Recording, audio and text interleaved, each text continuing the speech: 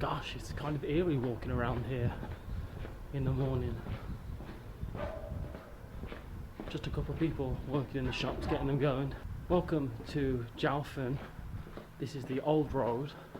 Last night as I was walking through here, it was shoulder to shoulder, you could not move. Just hundreds of people going through all the different stalls. But where we're going is to the 13 levels, which is down by the coast. Should take about an hour to walk there. Apparently, a ginormous abandoned structure built by the Japanese whilst Jiaofen and the surrounding areas were still coal mining and smelting and searching for gold. So what I'm hoping is that this walk isn't just on this road the whole way. The map makes it look like it's not,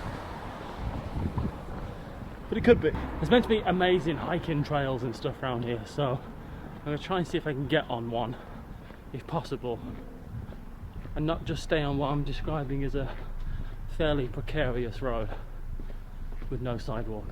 There are little bits and pieces, little trailheads that go off into the mountains, but I'm hoping to walk downhill today for a change. I've had nothing to drink yet, I've had no coffee. I feel like I need something to pick my spirits up, get me going, energized, which can only mean one thing in Taiwan. Betel Nut, Taiwan's favorite drug. In the 1960s it became popular to sell betel nut with these betel nut beauties, they were called. One company was selling them, kind of like popped up some stalls and used these scantily clad people, women are people, to sell them. And then everyone else kind of started doing it, but that kind of came out of favour when there was claims and thoughts of exploitation going on. So I bought my betel nut from an old lady who did not want to sell it me and was very confused that I wanted some.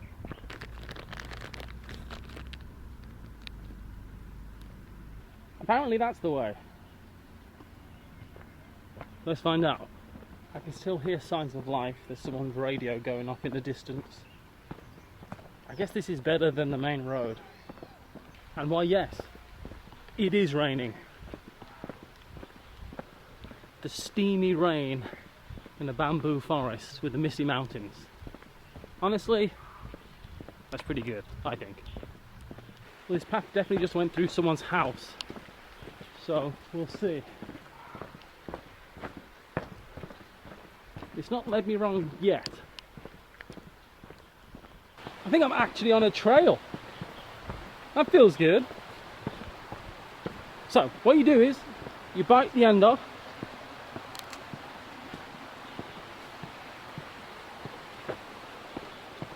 I guess the other end.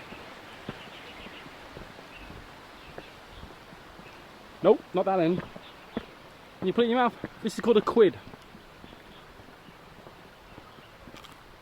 You chew it.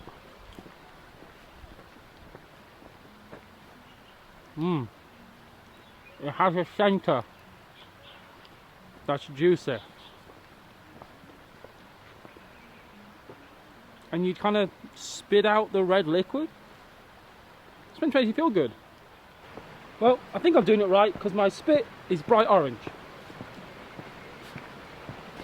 So betel nut is the fourth most consumed drug on the planet, next to nicotine, caffeine and alcohol, and it's a mild stimulant. It's meant to kind of perk you up. Some say it's like taking 4 cups of coffee, and it's meant to make you feel nice, but it's also meant to be relaxing, unlike coffee, which makes me feel like I'm going to explode. But so far I don't really feel much of anything. It doesn't taste bad. It's a little bitter, but it's quite floral. So I don't mind the taste at all. So it's wrapped in a tobacco leaf and it's got lime powder on it, which I guess acts as an activator, gets it going. And you chew it up a bit and kind of let it go in your mouth. I guess in many ways it's just Asia's version of chewing tobacco. Just as addictive, just as bad for you. Apparently people spit out the liquid that it produces, but you can also swallow it. come on now. So I guess I'll swallow some and see if it can get me going. Or maybe I'll watch this footage back and realise I was going a million miles an hour and I never even realised. I think I'm going to do what you should never do. Is not feel anything and have another one.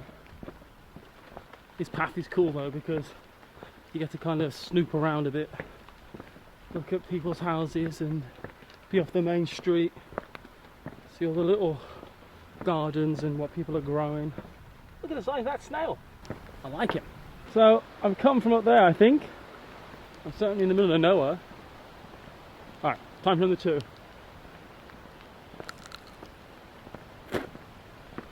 Yeah, excuse me. So taste wise, it tastes a little bit like very mild sarsaparilla, you know, like root beer almost, but very, very mild. So why all this is around here is because of the gold rush.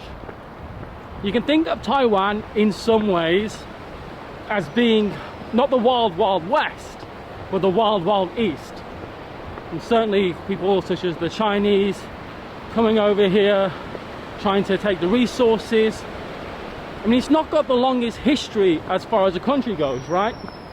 So many of the countries around here have thousands of years of history, whereas Taiwan started in the 1600s. Of course, there were people here, indigenous folk, but as far as quote-unquote civilization, 400 years. And I am very often fascinated by countries who have never really had the opportunity to rule themselves. Hungary was a good example until recently, and Taiwan is no different. Well, it's very different, but you know what I mean. The opportunity to rule themselves, well, it's a complicated history, I suppose. I did just stop to look at this river for a little bit, you know, as you do, and I do feel mildly stimulated. Okay? Mildly stimulated. I'm certainly awake. I'm in a good mood. I don't know if that's down to the drugs, but I'm in a good mood. Do I have a third one just to make sure? And down there is the Golden River. Is it golden because there's gold in it? Is it gold because pollution has made it yellow? These are the questions we have. The Golden Waterfall. I wonder why they call it that.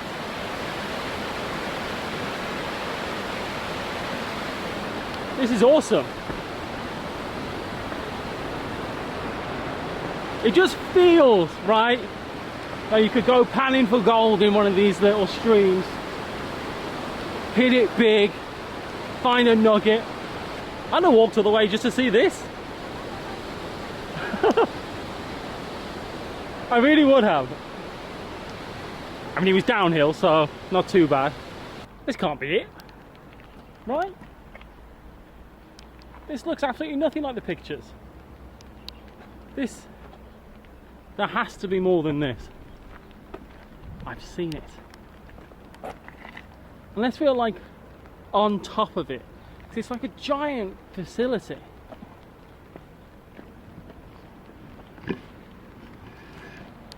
Maybe you have to look at it from the bottom. Let's continue looking around. An old theatre. Looks pretty cool. Apparently there's a gazebo at the top of this. Some type of pavilion. So let's go up and see if there's a good view spot. I just saw a little frog. You wouldn't be able to see it. This looks promising and a good place to do pop in a bar. But this is what I wanted to show you. A whole town built around this ginormous factory. And now, while the town remains, the factory itself is quickly being taken back by nature. Right, it's pop and a bar time. We're going to start off with pop because I'm more confident about bar. We've got Taiwan's favourite traditional dessert soup, milk peanut soup. I like milk. I like peanuts. I should enjoy milk peanut soup. That's my thinking. I actually don't even know how you open it. It comes with a spoon. You have to open it with a... like this. Okay.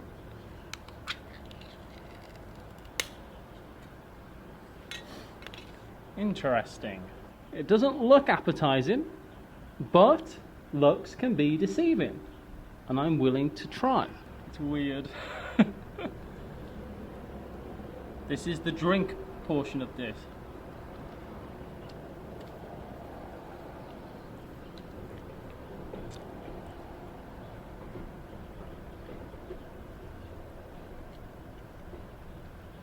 Huh. I don't know if you've ever lived in America, in the South. They have boiled peanuts, and I love boiled peanuts. It's a very Southern American type thing. And the peanuts in here have the same consistency as boiled peanuts because they've been sitting in this milk drink. So they're almost a paste. And the whole thing itself is very, very sweet. I don't hate it. It just kind of tastes like the person who made this lost the will to live. You know what I mean? I do want to eat all the peanuts, but I don't want to drink all the juice. Oh, I can make my spoon longer. Even better. It just kind of tastes very lonely. You know?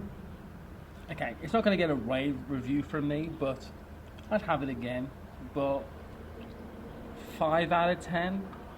Wasn't bad, didn't taste bad, but wasn't excitingly good really, way shape or form. And for our bar section of Pop in a Bar, we have Crunch Choco Almond, which looked good. I think it's just a biscuit. It is a biscuit. Ugh. Oh wow, it's a big old biscuit. It's heavier here than it was here. I don't know how that's possible, but it certainly was. This smells very promising.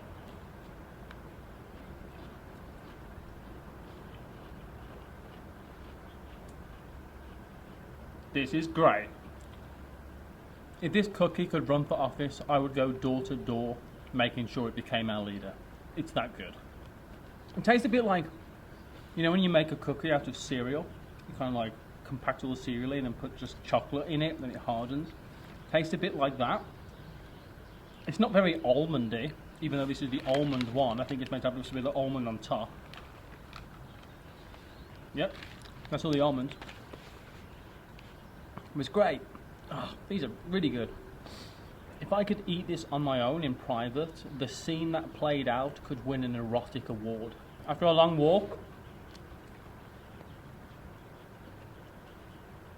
solid 8 out of 10 for the Crunch Choco. Because this was a mining operation, it was all built while the Japanese were in charge. There's probably tunnels and systems of passageways all throughout this mountain. Ah! Spooky! So much of this town feels abandoned. I wonder what this place would have been like if the factory had stayed open. As of now, it's just people driving through, I feel like, more than anything else. Everywhere you go, people are growing stuff. And all the different bits and pieces. Kind of amongst concrete remains, there's all these flower beds and vegetable plots and gardens. I feel a little bit like I'm the only one in this town. You know, in many ways, this Shuidong smelter, it's a bit like visiting an old castle or visiting an old fort or something. Can I go down this way? Or a ruin of some description. Maybe in hundreds of years people will still be coming here to see what little remains of such a big facility. Only concrete kind of degrades quicker than real stone. It's got that same kind of feeling, you know, of the people who were here, the town that was built around it, the lives that this whole complex would have affected, people who would have moved here just to work in the factory. That's the kind of reason I like castles, because I think about the people who would all have been there, you know, walking the roads, touching the different walls and stuff. You might be wondering, how do I feel after all the Betel Nut? I'll tell you now, just kind of fine, normal. Do I want any more? I don't know, maybe. Do I want some right now?